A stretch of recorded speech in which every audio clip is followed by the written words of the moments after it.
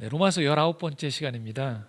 로마서 8장 31절에 39절 오늘 말씀은요. 간신히 해서 넉넉히 이기는 삶으로의 부르심이라는 제목으로 함께 말씀을 나누고자 합니다. 그래서 로마서가 19번째 시간입니다. 지금 우리나라의 군산 지역이 좀 난리가 났습니다. 뉴스를 보신 분들은 아시겠지만 미국 디트로이트에 본사를 둔 자동차 회사가 있습니다. 이 제너럴 모터스라고 하는데요. GM이라고 약자로 얘기하죠. 이 회사가 한국에 공장이 있는데 그 설치한 공장을 5월 달에 철수하겠다고 발표를 한 거예요. 군산 공장하고 이 인근에 이 130여 곳의 부품 협력업체가 있는데요. 여기에 소속되어 있는 직원 수가 12,000명이라고 합니다. 가족들까지 합치면 5만 명이에요. 군산시의 인구가 몇 명이냐면 26만 명입니다. 그러니까 26만 명 중에 5만 명이 이 GM하고 관련이 되어 있는 거죠. 지역 경제에 미치는 파장은 말할 것도 없고요. 이게 단순히 군산 지역을 넘어서서 어느 정도까지 여파가 미칠 거다라고 지금 예측을 하고 있냐면 이 GM이 다른 곳에도 공장이 있습니다. 부평에 보면 10,000명 정도의 규모의 공장이 있고요. 창원에는 2,000명이 있습니다. 또 각종 연구소 같은 것들이 한국에 있는 것들이 철수가 되어지면 실제로 이 GM에 관련된 협력업체로 인해서 이게 만약에 철수를 하면 자그마치 몇 명의 일자리를 잃게 되어지고 영향을 받냐면 예측하기는 30만 명이라고 합니다. 적은 숫자가 아니죠.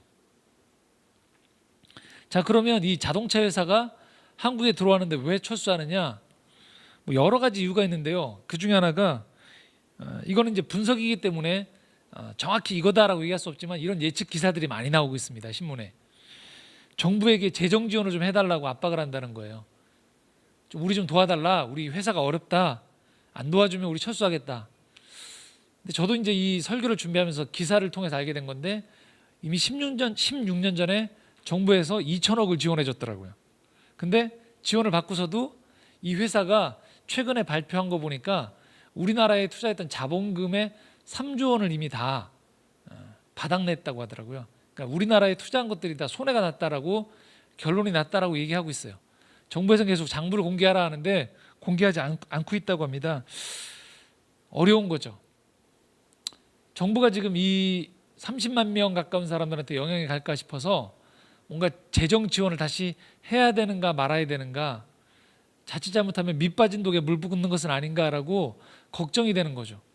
하지만 또 그냥 손을 놓자니 이 GM이라는 회사가 다른 나라에서도 정부에게 이렇게 어려움이 처했을 때 지원을 해달라고 요청했을 때 거절하면 여지없이 회사를 철수한 전력이 있어요. 그러니까 정부 입장에서 굉장히 딜레마겠죠. 고민이 깊을 수밖에 없는 사안입니다. 이 국내 기업도 아니고요. 전 세계에 글로벌한 네트워크를 가지고 있는 이 대기업조차도 자신의 생존을 위해서 언제든지 이 수십만 명의 사람들의 일자리를 잃게 할 수 있는 거예요. 그러니까 팔을 잘라내는 거죠.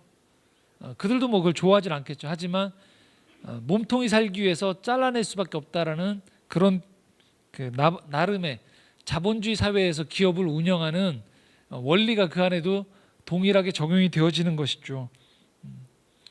제가 서두에 이 말씀을 드리는 것은 그 회사의 어떤 잘잘못에 대해서 이야기하고 싶은 마음은 없습니다.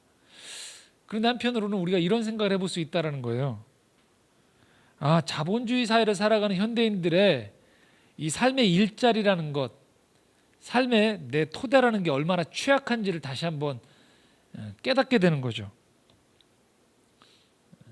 조그만 회사도 아니고 전 세계 글로벌 네트워크를 가지고 있는 회사조차도 언제든지 휘청거릴 수 있고 그것에 따라서 그곳에 속해 있어서 안전하다고 생각했던 사람들조차도 금세 일자리를 잃을 수 있다는 거예요. 자, 대기업이 이러면 국내에서 일하는 중소기업 또는 자영업을 하는 사람들의 이 불안감은 또 말할 것도 없겠죠. 그 다음 달이 어떻게 되어질지, 또 정부가 이 최저임금에 대한 인상, 또 여러 가지 이 제도에 압박을 가하면서 받고 있는 부담들이 상당히 크다라는 것들을 느낄 수 있어요. 자, 기업을 운영하는 분뿐만이 아니고요, 한 개인의 삶도, 이 한국에서의 삶은 참 위태롭게 그지없습니다. 그래서 저희 나라가 벌써 10년도 넘게 OECD 국가 중에서 이 자살률이 1위를 계속 기록하고 있는 이유 중에 가장 중요한 이유 중에 하나는 이 개인의 삶의 자리가 위태롭다라는 거예요. 그러니까 살 길을 찾지 못해서 죽을 길을 선택할 수밖에 없을 만큼 이 한국에서의 삶이 참 위태롭다라는 것입니다. 이것이 그대로 신앙으로 넘어와요. 신앙으로 넘어오게 되어져서 유달리 한국의 기독교 하면 이 학자들이, 기독교 학자들이 네이밍을 붙이는 한국 기독교의 특징이 있습니다. 다름 아닌 한국 기독교는 뭐냐라고 물어보면 이렇게 얘기해요. 기복신앙이다. 그러니까 복을 구해서 그 복을 얻어내는 신앙이다라고 얘기하는 거예요. 자, 복을 달라. 뭐 당연한 거겠죠. 사람이 신앙을 갖는 이유는. 그런데 그 이면에는 뭐가 있느냐 하면 이 불안한 삶에 대한 안정감을 확보하고 싶은 것들에 대한 강한 열망이 이 한국 사람들의 이 무의식과 전통에서부터 계속적으로 많은 외세에 대한 침략과 삶의 자리가 이 반도에 살면서 이 불안함들이 사람들 마음속에서 지워지질 않는다라는 거예요. 그래서 이 하나님을 만나는 그 자리, 관계조차도 쉽게 뭘로 치환이 되냐면 복을 주세요. 근데 복을 달라는 자체가 나쁜 게 아니고요. 왜 달라고 할까요? 그 마음에 흐르고 있는 원리가 뭐냐면 불안하다는 거예요. 못 살겠다는 거예요. 분명히 성경에는 복 얘기가 많이 나오거든요. 복을 주시옵소서, 또 하나님을 복을 주시는 분이다라고 나와 있어요. 그런데 여러분, 이 복을 이렇게 치환하면 좀 얘기가 달라집니다. 어떤 식으로만 복을 한정짓냐면요, 이렇게 한정짓는 거예요. 그러니까 우리나라식으로 이야기하겠습니다. 하나님, 우리 자녀 대기업에 다니게 해주세요. 하나님, 우리 아이 명문학교에 입학하게 해주세요. 하나님, 우리 가족 아프지 않게만 해주세요. 그러니까 사고 나지 않게만 해주세요. 자, 이것만 기도하는 거예요. 신앙의 시작부터 끝에 내가 교회를 다니는 이유, 헌금을 하는 이유, 새벽 기도를 하는 이유가 여기에만 귀결되어지는 거예요. 자, 이걸 기복신앙이라고 얘기하는 거예요. 그러니까 복만 구하는 신앙인 거예요. 자, 이 차원으로 교회를 계속 다니면 어떤 일이 벌어질까요? 이런 일이 벌어져요. 제가 한국 사회가 불안하다고 했죠. 이 기복신앙으로만 계속 신앙생활을 하면요, 불안해요. 불안감이 사라지지 않아요. 기도에서 들어간 대기업, 기도에서 어렵게 우리 자녀가 합격한 명문학교, 기도에서 회복된 건강도 여러분 언젠가는 흔들린다는 거예요. 언젠가는 그것이 소용이 없게 될 때가 오게 되어진다는 거예요. 그런 위태위태한 가운데에서 오늘도 우리는 하나님께 이것들을 지켜달라고, 들어가게 해달라고, 회복시켜달라고 요것 자체에만 우리가 붙들리고 살아갈 때에 우리 삶은 불안정할 수밖에 없습니다. 그렇게 되어지면 신앙생활을 열심히 하고 있지만 저는 이렇게 표현합니다. 간신히 신앙생활을 하는 거예요. 간신히 문제 해결을 하는 거죠. 내 앞에 이만한 문제가 있어요. 이 문제를 해결하기가 너무 버거운 거죠. 그래서 하나님께 도움을 청하는 거예요. 간신히 이 고비를 넘어간 듯해요. 근데 여러분 인생을 살아보시면 어떨까요? 이 고비 넘어가면 또 다른 고비가 찾아옵니다. 또 숨이 차는 거죠. 하나님께 또 구하는 거예요. 이거 해결해달라고. 이거 해결해달라고. 계속. 그러면서 얻어낸 것들은 또 어떻게 될까요? 사라질까 불안한 거예요. 도무지 안정감이 없어요. 늘 불안합니다. 그래서 어떤 의미에서 한국 기독교는 기복신앙이 강하고요. 또 다른 편에서는요, 강렬한 것들에 이게 사람들이 많이 끌리게 되어 있어요. 어떤 교회가 프로그램이 강렬해요. 프로그램이 많아요. 어떤 리더자가 굉장히 강력해요. 아, 저기를 따라가면 되겠구나. 저것만 속해 있으면 끝이겠구나. 모든 것들을 다 거기에 몰입을 하게 되어지는 거죠. 그런 헌신이, 과도한 헌신이 어떤 의미에서 한국교회가 이렇게 성장한, 대형교회가 많아진 하나의 원동력이 되어지기도 했습니다. 근데 반면에 그 이면에는, 그래서 돌아보았더니 기독교인들의 삶을 보면 도무지 신앙을 안 가진 사람보다도 더 불안해 보여요. 더 이기적으로 보이는 거예요. 해결이 안 되는 거예요. 한 지역에 커다란 교회가 들어왔으면 그 교회 때문에 그 마을이 평안해져야 되는데 도리어 더 불안한 일들이 많이 생기는 것들을 경험하게 되는 거죠. 간신히 문제를, 내 문제를 간신히 해결하면서 헉헉대며 살아가는 거예요. 그럼 이런 질문을 던져볼 수 있겠죠. 과연 하나님이 우리를 이 땅에 내려보내시고 하나님을 믿으라고 했을 때 그 믿으라고 했던 그 삶의 고작 그림이 이 정도, 간신히 문제를 해결하면서 헉헉대면서 요거 치우고 그 다음 넘어가고 그 다음 넘어가는 차원에서 그 삶을 살아가는 것, 그 정도가 과연 하나님께서 이걸 복음이라고 얘기하고 이것을 하나님을 믿는 복이라고 얘기하셨을까? 그렇지 않다는 거예요. 하나님은 우리를 이렇게 부르셨습니다. 간신히 헉헉대며 살아가는 삶이 아니고요, 넉넉히 이기며 살아갈 수 있는 삶으로 우리를 부르셨어요. 넉넉히 이기며. 제가 이렇게 하면 이런 말씀이 마음속에 떠오르실 거예요. 지금도 이렇게 헉헉대는데 넉넉히 이긴다? 가능할까? 네, 맞습니다. 가능하다라는 거예요. 그게 어떻게 가능할까요? 불안해하는 여러분의 마음을 여러분의 노력을 통해서 목표를 달성하거나 그 문제가 해결되어지는 것, 거기에서 안정감을 찾는 그 삶의 패턴에서 벗어나셔야 된다는 거예요. 불안해하는 여러분의 마음 속에 예수 그리스도를 모셔야 된다는 거예요. 예수 그리스도와의 관계 맺음을 통해서 여러분이 안정감을 가지셔야 된다는 거예요. 그러니까 여러분의 마음속에 예수 그리스도가 계셔야 된다는 거예요. 예수 그리스도가 계시지 않은 가운데 또는 그분과 동행하는 방법이 아닌 문제 해결을 통해서 내 삶의 안정감을 확보하려고 하면, 거듭 말씀드리지만 이 문제는 언제든지 또 흔들려 버리거나 깨지거나 왜곡될 수 있다는 거예요. 자, 오늘 하나님께서는 여러분에게 이렇게 말씀하고 계십니다. 31절 말씀 한번 같이 읽겠습니다. 같이 읽도록 하겠습니다. 그런즉 이 일에 대하여 우리가 무슨 말하리요? 만일 하나님이 우리를 위하시면 누가 우리를 대적하리요? 그렇습니다. 하나님이 오늘 우리에게 주시는 이 첫 번째 말씀 바로 이거예요. 누구도 너를 흔들 수 없다는 거예요. 왜?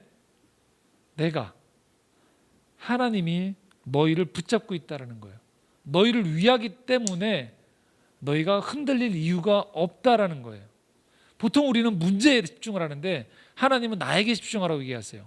그러면서 내가 너를 위하면 네가 흔들릴 이유가 없다라고 말씀하세요. 자, 그 근거가 어디 있을까요? 32절부터 34절 말씀입니다. 함께 읽겠습니다. 자기 아들을 아끼지 아니하시고 우리 모든 사람을 위하여 내주신 이가 어찌 그 아들과 함께 모든 것을 우리에게 주시지 아니하겠느냐? 누가 능히 하나님께서 택하신 자들을 고발하리요? 의롭다 하시는 이는 하나님이시니 누가 정죄하리요? 죽으실 뿐 아니라 다시 살아나신 이는 그리스도 예수시니 그는 하나님 우편에 계신 자요 우리를 위하여 간구하시는 자시니라. 아멘. 자, 맨 마지막 말씀에 보면 이렇게 써 있습니다. 하나님 우편에 계신 분이 계세요. 그가 누구냐면 예수 그리스도예요. 그 예수 그리스도가 누구냐? 삶의 모든 불안정성을 다 깨트려버린 사건이 있었거든요. 십자가 사건이에요.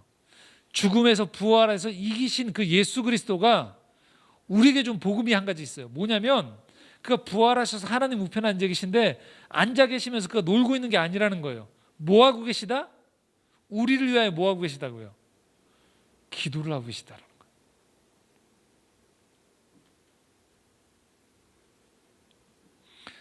우리가 기독교 신앙을 가졌다는 건 뭘 말하느냐? 이걸 말하는 거예요. 나를 위해서 기도하시는 분이 계시다라는 거예요.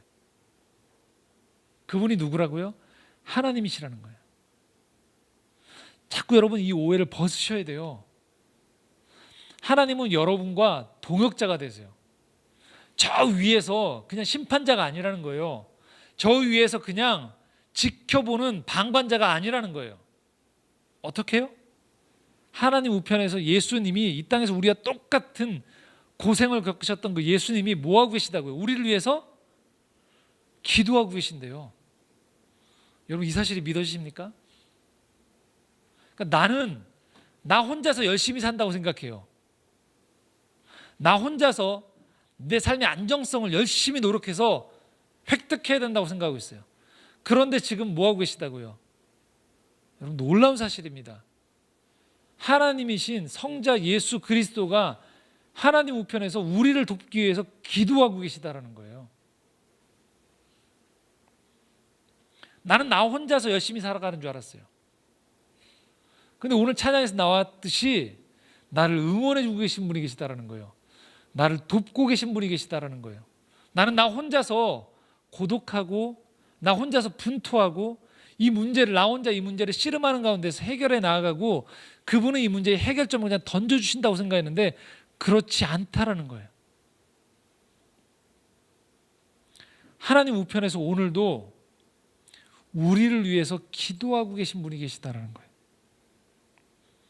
여러분의 마음속을 한번 들여다보십시오. 명절 이후에 끝나고 이 자리에 앉아 계신 여러분들 어떠십니까? 마음이 갖가지 여러 가지 경험을 하고 돌아오시지 않으셨어요? 어떤 분들은 오랜만에 부모님과 가족들과 만나서 마음이 풍성한 사람도 있어요. 근데 한편으로 어떤 사람들은 뭐라고 말로 표현할 수 없는 쓸쓸함을 안고 이 명절을 보낸 분도 계실 테고요. 명절에 겪었던 여러 일들 속에서 내 인간적인 감정으로 이 두려움이 찾아올 수도 있어요. 그리고 깨어짐이 경험되어질 수도 있고요. 그리고 어떤 사람은 이제 명절까지 그냥 미뤄놨던, 새해부터 명절까지 미뤄놨던 어떤 계획들을 명절 이후부터 해야 된다라는 그 마음의 중압감 속에서 마음이 무거울 수도 있다라는 거예요. 그런데 그런 우리 마음속에 이 시간 말씀을 듣고 있는 여러분에게 주님이 하고 계신 말씀이 있다라는 거예요. 어떤 말씀이요? 내가 너를 위해 기도해 주고 있다. 내가 네 마음을 붙들고 있다라는 거예요. 너는 결코 혼자가 아니라는 거예요. 내가 지금 고민하고 있는 그 문제를 놓고서 나도 함께 기도해 주고 있다라는 것이 복음인 것입니다. 거기에서부터 시작인 거예요. 내가 너를 붙들어 주고 있기 때문에 끝이라고 생각했던 그 지점에서 나는 너를 붙잡고 있어. 그렇기 때문에 주님이 오늘 우리에게 던져주시는 말씀이 바로 이겁니다. 너는 할 수 있다는 거예요. 우리 앞에 놓여 있는 이 큰 장벽처럼 보이는 문제 앞에서도 주님이 우리에게 건네주시는 말씀이 바로 그겁니다. 할 수 있는데 너희 최선 너머에서 내가 너를 기도해 주며 하나님이 성부 하나님이 너를 도와주시는 가운데에서 내 인생이 있기 때문에 인생에서 너는 해낼 수 있다라는 말씀을 우리에게 건네주고 있다라는 거죠. 35절 말씀 다시 우리에게 이렇게 말씀하고 있습니다. 함께 읽겠습니다. 누가 우리를 그리스도의 사랑에서 끊으리요? 환난이나 공고나 박해나 기근이나 적신이나 위험이나 칼이랴. 자, 지금 이 말씀에서는요, 우리가 살아가면서 두려워할 만한 것들을 다 열거해 놨어요. 환난을 당하는 거예요. 누가 나를 무지하게 흔드는 거죠. 그래서 곤고해지는 거예요. 내 육신도 내 마음도 피곤해지는 거예요. 그리고 누군가 나를 계속 박해를 가요. 나를 계속적으로 몰아가는 거예요. 코너로. 그리고 기근이 찾아오고요. 적신, 그러니까 벌거벗는 것을 말해요. 아주 쉬운 현대 성경에 이렇게 표현해요. 노숙하는 거다라고 표현해요. 그러니까 심지어 내가 길거리에 나앉는 것을 말해요. 야, 이거 끝장이구나. 내가 이렇게 옷이라도 입고 있었는데 옷까지도 다 빼앗겨서 그냥 거리에 나뒹구는 거죠. 그리고 위험에 당하고 누군가 나를 칼로 위협을 가하거나 상해를 가하는 그 순간이 찾아올 수 있다는 거예요. 보통 이런 것들이 우리에게 다가오면 우리는 안정감을 잃게 되는 거예요.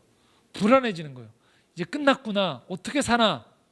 이 장벽을 나는 넘어갈 수 없다라고 생각하는 거죠. 그런데 내 인생 저편에서 들려오는 말씀이 있다라는 거예요. 어떤 말씀이요? 괜찮다는 거예요. 호흡이 있는 한, 생명이 있는 한, 그리고 그 호흡이 있는 가운데 내가 하나님을 바라볼 때 하나님이 이렇게 말씀하신다는 거예요. 다시 할 수 있다라는 거예요. 내가 다시 일어날 수 있도록 내가 기도해주고 있고 내 마음이 무너지지 않도록 내가 붙들어주고 있다라고 주님이 오늘 우리에게 말씀해주고 있다라는 겁니다. 그럴 때 우리는 다시 한번 깨닫기 시작하는 거예요. 아, 이 삶의 안정감이라는 건 내 마음에서 문제가 해결되어지는 데서 오는 안심이 아니구나라는 것들을 내가 깨닫는 거예요. 나는 내 마음을 무너뜨릴 정도로 놓을 때조차도 내 마음을 누가 붙들고 있다라는 거예요? 하나님이 내 마음을 붙들어주고 있다는 그 사실 때문에 내가 안정감을 찾는 것, 그게 기독교 신앙이에요. 나는 끊임없이 문제에 집착하고 있지만 주님은 아니다라고 얘기하세요. 이 관계 안에서 너를 붙잡고 있는 나를 바라보라고 얘기하시는 거예요. 그렇게 되어질 때 우리는 끊임없이 찾아오는 이 불안감 너머에 하늘로부터 오는 안정감을 토대로 삶의 출발점을 다질 수 있게 되어지는 것입니다. 자, 그러면 기독교 신앙이 그냥 이렇게 삶의 신앙을 다지는 것에서 끝날까요? 그렇지 않습니다. 오늘 37절 말씀을 함께 읽도록 하겠습니다. 같이 읽겠습니다. 그러나 이 모든 일에 우리를 사랑하시는 이로 말미암아 우리가 넉넉히 이기느니라. 하나님이 우리에게 보여주는 지평이 있어요. 그것은 내가 그냥 간신히 내 불안을 해소하는 정도, 마음의 평안을 누리는 정도에서 머무는 것을 하나님이 원하시지 않는다라는 거예요. 그 다음 단계를 원하세요. 그게 뭘까요? 넉넉히 이기며 사는 거예요.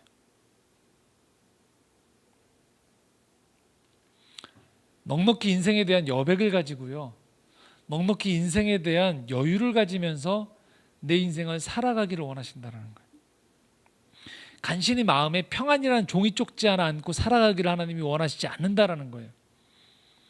삶 전체로 찾아오는 마음의 안정감을 넘어서서 내 삶의 전망을 하나님 안에서 갖게 되어지는 걸 말해요. 하나님 우리를 그렇게 부르고 계세요. 그냥 늘 하나님 저 불안해요, 이 불안함 해소하게 해주세요 정도를 넘어서서 더 큰 그림으로 우리를 계속 초대하고 계시다라는 거예요. 왜 그럴까요? 왜 이게 중요할까요? 다름 아닌 우리가 넉넉해져야지만 다른 사람을 넉넉히 대할 수 있기 때문에 그렇습니다. 내 평안, 내 생존만 생각하는 사람은요, 도무지 다른 사람을 쳐다볼 여유가 없어져요.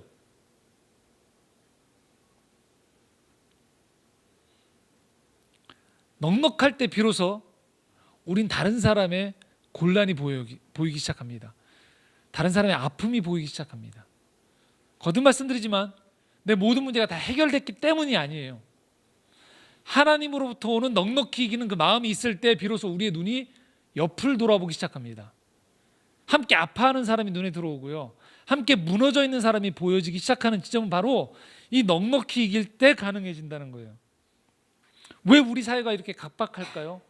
기독교인이 이렇게 많다고 하고 교회가 많음에도 불구하고 왜 이 사회는 이렇게 불안 지수가 높고 교인들은 이렇게, 크리스찬들은 이기적일까요? 넉넉히 이기지 못해서 그렇습니다. 그냥 오늘도 내 생존을 위해서만 기도하고요, 기도를 딱 그 지점에서 멈추고 삶의 복을 그 지점에서 얻은 것이 전부다라고 생각하기 때문에 그렇습니다. 그래서 오늘 우리 기도가 바뀌어야 돼요. 하나님 내 문제 해결해 주세요 해서 그쳐지는 것이 아니고 어느 지점까지 가야 될까요? 하나님 넉넉히 이기는 인생 되게 해주십시오. 하나님 넉넉한 사람이 되어지기 원합니다. 내 고민, 내 아픔만 바라보는 것을 넘어서서 다른 사람의 아픔까지 볼 수 있는 그 넉넉함이 내 인생 가운데 찾아오기 원합니다라는 지경으로 우리의 기도가, 우리의 삶의 발걸음이 달라져야 된다는 거예요. 언제까지 간신히 내 앞에 평안, 내 앞에 상처, 내 앞에 생존만을 위해서 살아가시겠습니까? 주님이 우리와 함께 한다는 사실은요, 이 넉넉히 이기는 삶으로 우리를 초청한다는 것을 의미한다는 거예요. 바울이 이 비밀을 깨달은 겁니다. 이전에 바울은 어땠을까요? 그 자신이 헉헉대면서 간신히 율법을 지켰던 사람이에요. 그것을 알 수 있는 그 단서가 뭐냐면, 바울이 그렇게 율법 너머에서 자유함을 누리는 사람들을 보자 그가 그들을 죽이려고 나섰다는 것을 보면 알 수 있습니다. 그의 마음에 여유가 없었어요.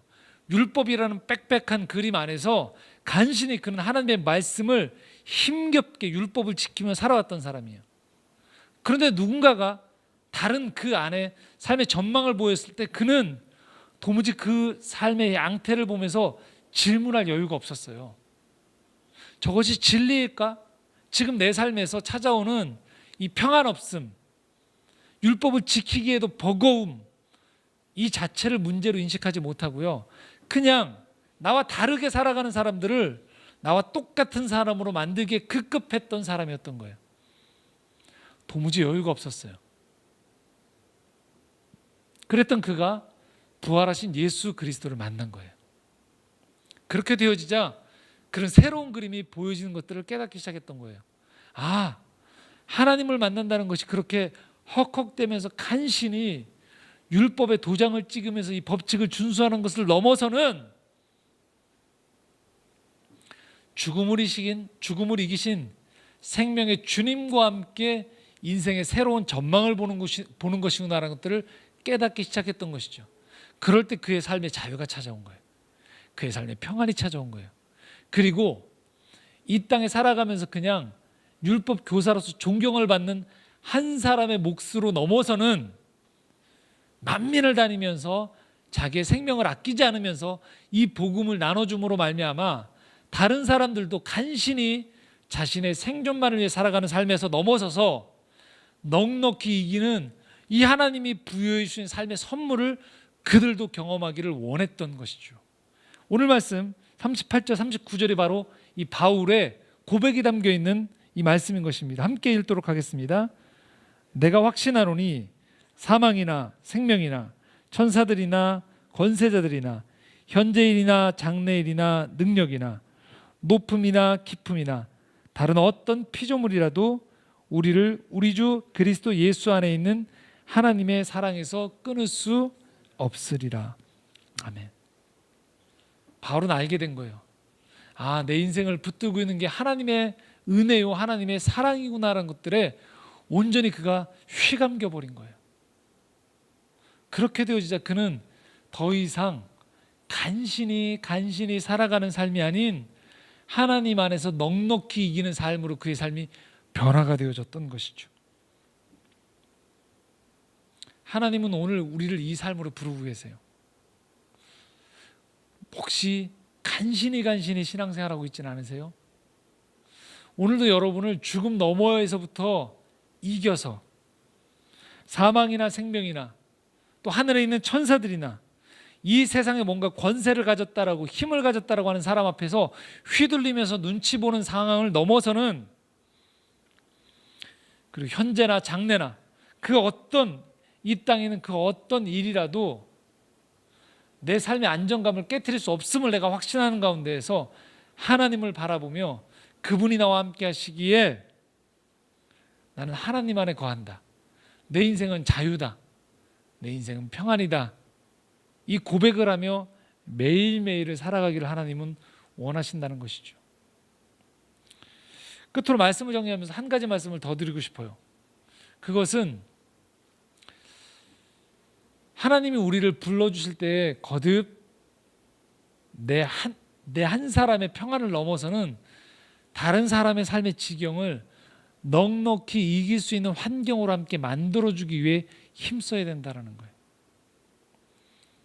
내가 리더자다. 내가 공동체에 어떤 책임을 뭔가 제도를 만들어줄 수 있고 뭔가 이 환경을 조성할 수 있는 사람이다라면 한번 되돌아볼 수 있으면 좋겠습니다. 내가 리더자로 서 있는 이곳에서 나는 그곳이 가정이든 직장이든 일터든 학교든 내가 맡고 있는 그 자리의 직임을 통하여서 나는 사람들을 자꾸 간신히 살아가도록 만드는 리더인가, 또는 넉넉히 그 안에 흐르는 평안으로 말미암아 그곳에 거하면 안정감을 가지고 좀 미래에 대한 소망을 품며 살아갈 수 있는 곳으로, 그곳을 가정으로, 그 직장으로, 일터로, 학교로, 이 사회를 그렇게 만드는 리더인지를 한번 되짚어 보시기 바랍니다. 혹시 불안감을 조성하면서 나 혼자만 이 삶의 안정감을 독점하려고 하는 것은 아닌지, 하나님 그걸 깨트리기 원하세요. 우리를 크리스찬으로 불러주셨다는 것, 바로 이 고리를 끊고 간신히 살아가는 생존의 싸움에서 이 고리를 끊고 우리를 넉넉히 이기는 삶으로 불러주셨음이 하나님의 본래 계획임을 먼저 그 당사자가 느끼게 하시고 경험하게 하시고, 더불어 그것들을 풍성히 경험했던 사람들이 이 땅 가운데 하나님의 넉넉히 이김을 전하고 그렇게 제도를 만들어가며 살아가기를 오늘도 원하신다는 것입니다. 그 부르심 앞에서 오늘도 넉넉히 이기는 우리 창조의 정원 가족 모두가 되시기를 소망합니다. 함께 기도하겠습니다.